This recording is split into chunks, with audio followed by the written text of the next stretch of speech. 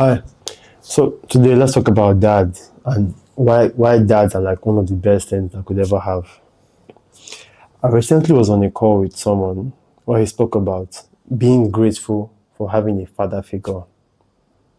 And yet we live in a generation where some people advise some women to raise kids without father figures. To some extent, it's sponsored by some governments for women to raise kids, precisely boys without father figures. Because they quote unquote believe that if the woman can provide already, they don't need the man anymore. But in reality, a functioning child, a functioning child needs the mother and the father. Now watch it. The mother is there to give unconditional love, while the father is there to stretch that child, to make him realize that he needs to up his standards. So see it this way. I saw this analogy where, mind you, your mom loves you unconditionally, so she is ready to do everything for you. One, two is to her you can almost do no wrong, or you can do no wrong in her eyes. She is going to love you regardless. But your dad, like I said, your dad knows what the future holds for you. He knows that you're going to most likely be the one to carry the burden of performance for the next generation. He knows that. Your dad knows that. Because why? He's already won. And he knows the responsibility it took him to get there to be able to provide for you. And he's willing to push you. Now, most kids would completely misinterpret this point, saying that, oh, dad doesn't love me. It's my mom that loves me. So he enjoys that love. But and he completely avoids the dad's discipline. But like I said, for a functioning society, for a functioning child, he needs the both. He needs the both of them. Although they have kind of charged tough love to some extent and branded it child abuse in so many cases. But regardless, the father still needs to be in that life. Because there's research to literally show that kids who lack that father figure, who lack the father figure, are actually the ones who occupy prison the most, are the ones who get into crime the most, are the ones who get into a lot of some words I'd rather not say here. But yet, some modern women or some modern thinking believe that it's the mothers who raise kids. I'm not here to debate because, like I said, they need both of them. But if you're to bring kids raised by single dads and bring kids raised by single moms, you can see a difference. I wouldn't say it here because it's not my job to say it here. I don't want to make it sound like I am trying to do this gender warfare thing, but no. All I'm trying to say is pass a message that the job of a dad is to push that son, is to push that boy, to get him ready for the real world. Because a lot of guys get into the real world and believe everything will be easy. They believe everything will be easy.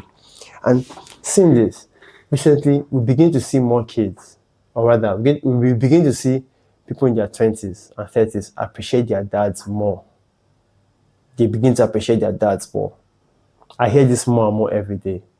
And they appreciate the fact that he did not let them lose. And looking back at my life, I appreciate my dad very, very well. But I have a short story. So, my when I was in primary school, my physical education teacher or my fitness teacher put me into swimming classes. I got bored. I got bored. I felt like I was a loser. I didn't because when I was very, very small, I was very, very slow to learn anything. Very, very slow. So I go home. I tell my mom I don't want to do swimming anymore, and her response was okay, no problems. Because why? She feels that, oh, swimming is a leisure activity. He doesn't want to do it. But growing up, I discovered that swimming is not just leisure; it's for survival also. Because literally, you could be in any situation that would require you to swim. It could happen at any chance, and of all things, it would also be helpful if you know how to swim. Mind you, my dad was not even aware because for some reasons I avoided my dad. I avoided my dad. I mean, in such matters though. But I would always run to him when I needed money. And I think another thing I think I'm grateful for is the fact that he led by example. Because more often than not, a lot of dads want they barely learn from example. One, two. My dad had this idea of raising kids. It's called the push and pull method. So he will push you to be better, push you to be better. But yeah, he will pull you close to him to make you see how things are done in terms of leadership style, in terms of provisioning. So it's there I get my hard work ethic from. It's there I get my compassion from. It's there I get my discipline from. Although, yeah, so this idea that this idea that we don't need fathers is a complete lie. We need fathers. And a lot of men are checking out of society right now. All in the name of they don't need us, they don't want us. No. The women who don't want you don't want or need you. There are other women who want and need you at the same time. So society needs fathers.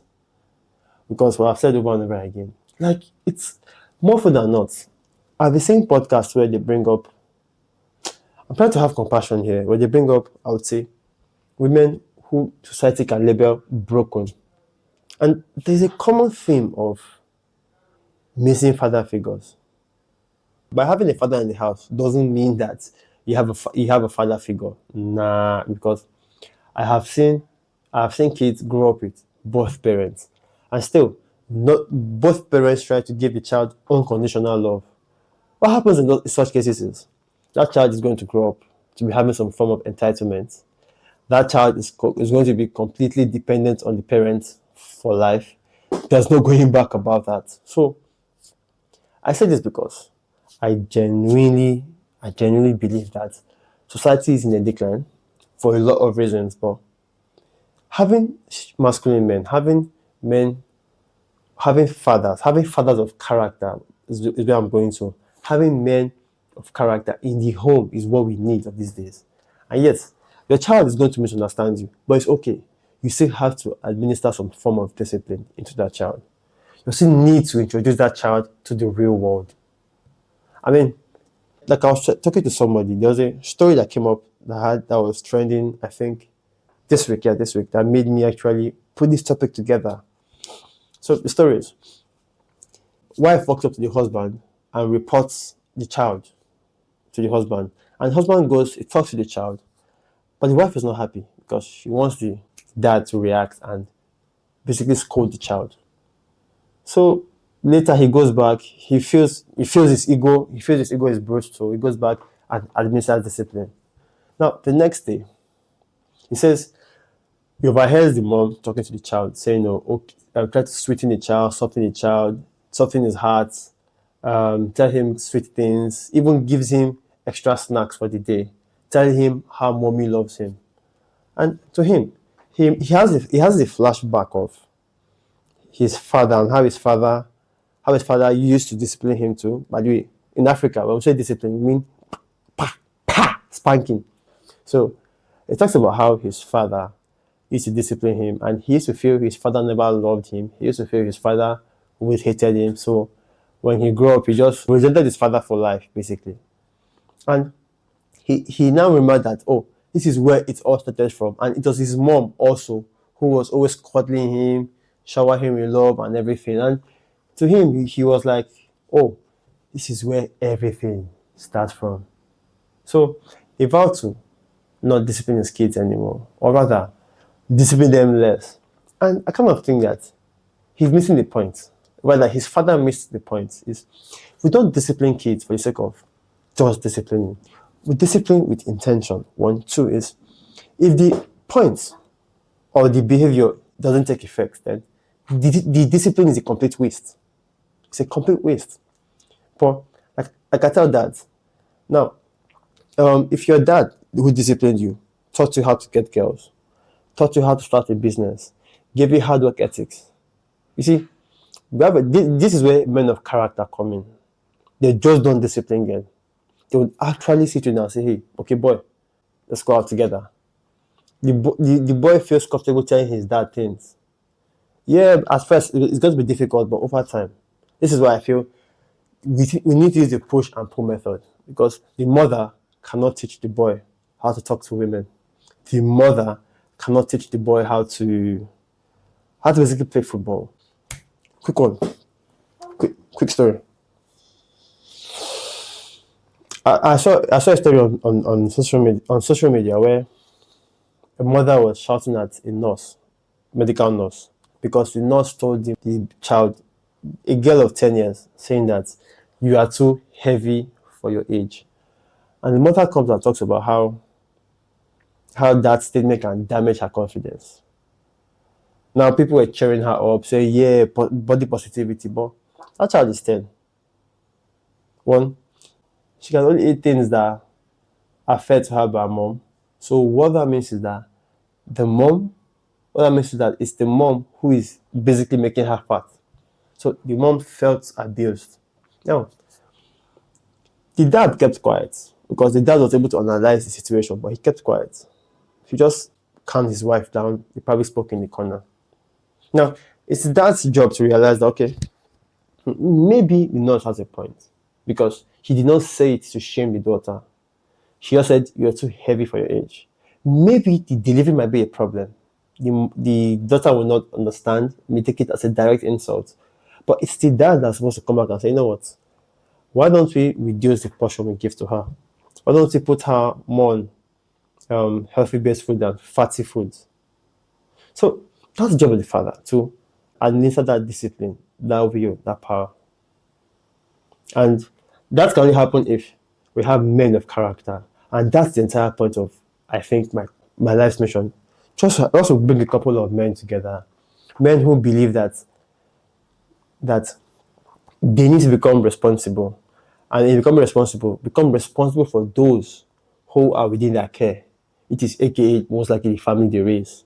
Because within these families, throw away all those things we hear on social media about men dropping out, is about the family dynamics might be different.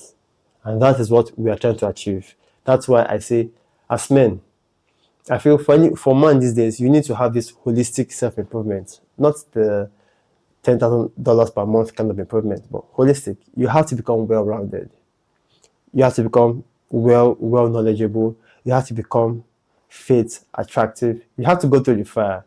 You basically have to set the standards for yourself first before you do that for your own sons. That is, if at all you still want to get sons. But regardless, if you become responsible for yourself and responsible for those around you, then we can have a more functioning society. I got some tips from Jocko Willink, I think from a podcast he was on, where I talked about, just in case, this is just a few tips, I'll bruise through them. It's one, don't back others. That is, don't just give others. Try to let them have some form of understanding and why the others are being made. Two is, you should let your kids struggle. Let your kids begin to, as early as possible, have a taste of the real life. Put them in situations where they will have to think for themselves, where they will have to act for themselves. And the last point is, well, enforce consequences. Let consequences happen. Let them get to realize that even though you're not there, that if they act in a certain manner, they're going to get certain kind of results. Let them expose themselves to taking risks. Let them fail and let them build from that. Let them know that failure is not permanent. That if they fall, they can stand up and get back up. And that is the job of the father, not the mother. The father who is supposed to raise the standards in the life of the kid. So thank you very much. This post was inspired by a lot of things that I saw on social media lately, or that I have been seeing, talking about how by the time you see your father was right, you may have already had two sons who believe you are the wrong ones and you don't love them. I saw that post talking about this Robocop, this father and mother discipline, and I got off the phone yesterday with somebody who reached out to me on Instagram, saying that he wants to talk to me and let's see how we can work together. So yes, thank you very much. Talk to you soon. Please share my video with that person who you think is going to like the idea of becoming a full stack man. A man who is responsible, who is well-rounded, so he can attract So he builds a form of character for himself. In the process, he's responsible for himself and responsible for those around him. And thank you very much. Talk to you soon. And bye for now.